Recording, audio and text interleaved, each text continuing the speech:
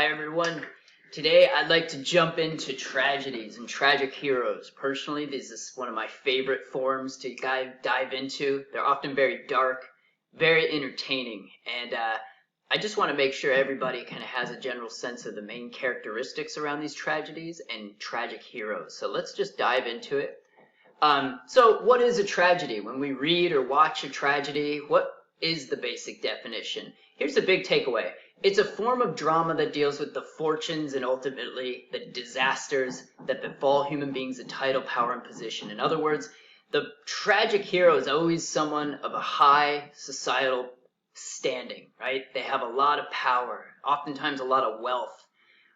They're important people that start very high and eventually fall. And we'll talk a little bit more about how that happens. So let's get into now tragic heroes and some of these 6 basic characteristics. I just wanted to go over 6 of them that most tragic heroes display.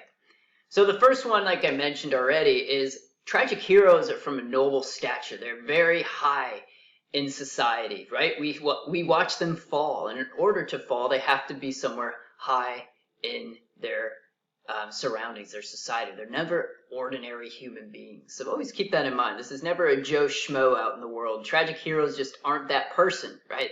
Somebody, and we can actually zoom out and get away from literature for a minute and just think about in our celebrity culture right now and how many people we see in our news cycles that seemed invincible given their wealth and their prestige and their power in society. And because something happened, boom, everything just went away for them and we saw them fall disastrously. Well, we see it in our modern day society. We're also going to see it in some ancient, more traditional stories. So those tragic heroes are always of high standing. Well, how do they fall? How do they go from this very high position to flat on the ground? What happens? Well, characteristic number 2, they always have a tragic flaw. Due to something wrong with his or her personality. One of the most common flaws is hubris. So maybe you've heard this word. Too much pride, right? They are very confident individuals. They feel like they're above the law. They're invincible. Nothing can take them down. In Greek mythology, this is seen when the mortals think they can do better than the gods. We watch them with their chests out, and man, they really have a lot of confidence and hubris. And in Shakespearean drama, this can be seen when characters think they can avoid or change their fate. And we know as readers or as viewers that this is not going to end well. But we see that hubris just kind of lead them on to this inevitable fall. And that's something that's fun about these tragedies and entertaining and just kind of suspenseful about them is we see these tragic heroes and their flaws. They're so transparent to us, but they're never transparent to the actual tragic hero himself. So that's part of the pleasure that we derive is this knowledge we're privy to. Characteristic number 3, free choice.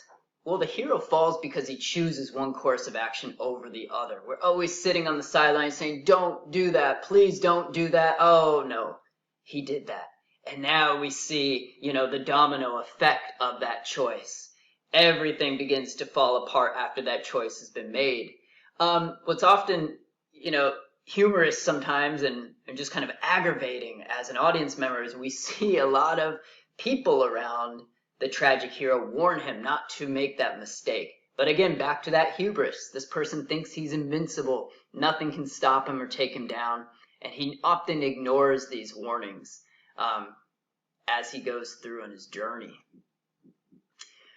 The thing about tragic heroes is that the punishment exceeds the crime. And what I mean by this is that tragic heroes are not villains, where we see them in the beginning of a play or a movie and we think, oh, we don't like these people, right? There's just something we don't like about them. We actually feel some sympathy for tragic heroes. And when they get that final fall, the most common one being death, we feel some sympathy towards them. It's never, we never stand out of our seats and start cheering that the tragic hero. And at least in Shakespearean drama, we don't feel that way. We might feel that way more in tragic heroes now in our modern age, where we feel like, yes, that was just. But oftentimes we feel sympathy, and this is very important, I think, to keep in mind, is it's different than watching a villain fall. Oftentimes, if a villain falls and gets what he or she deserves, we feel, yes, that was correct. we're happy about it. But here we sometimes feel like it was too much, or we feel some regret or sadness around what befalls the tragic hero, despite all the aggravating hubris and mistakes that he or she makes. Characteristic number 5, increased awareness. The hero comes to some sort of an understanding of what went wrong. Remember, we talked about that hubris that sort of blinds this character in the beginning and through the play. But at the very end, there is usually a moment of this tragic hero accepting the truth and being able to reflect, I guess, in a clearer way on where he or she went astray and how that hubris led to that downfall. It could also be other characteristics that lead to that downfall, but the most common being just this enormous confidence and over amount of pride.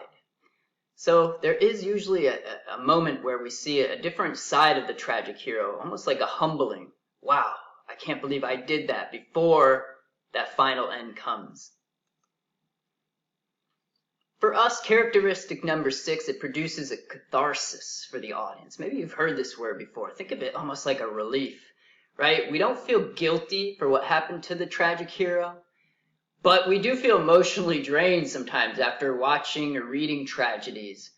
But we also feel this satisfaction at the end that all the pieces kind of fit together and happen for a reason. There's something we like about this structure. It all feels correct. So as we're reading, Shakespeare or another form of tragedy, think about how all those pieces fit together and how we feel at the end, where it just feels correct, right? We might be drained and we might be very tired, but everything happened for a reason, and there's a feeling of relief and kind of satisfaction at the end. See if you can spot that moment as you're reading a tragedy, where that happens. You can also think about this in movies. Are there any movies, now that you have a clear understanding of tragic heroes, that fits this mold? Are there any good tragic heroes that you've watched in popular films, or maybe you've read something and you've watched that character flaw just take them down, and at the end there's this feeling that everything just came together. I'm drained, but I feel like it was correct. So there it is, tragic heroes and tragedy. I know that was a quick kind of whirlwind through, but hopefully now you have a better sense of what we're dealing with when I throw around that phrase tragic hero and what that entails. So be on the lookout for these characteristics, for these flaws in our tragic heroes, and I look forward to reading what you guys come up with in this unit, and feel free to reach out if you have any questions.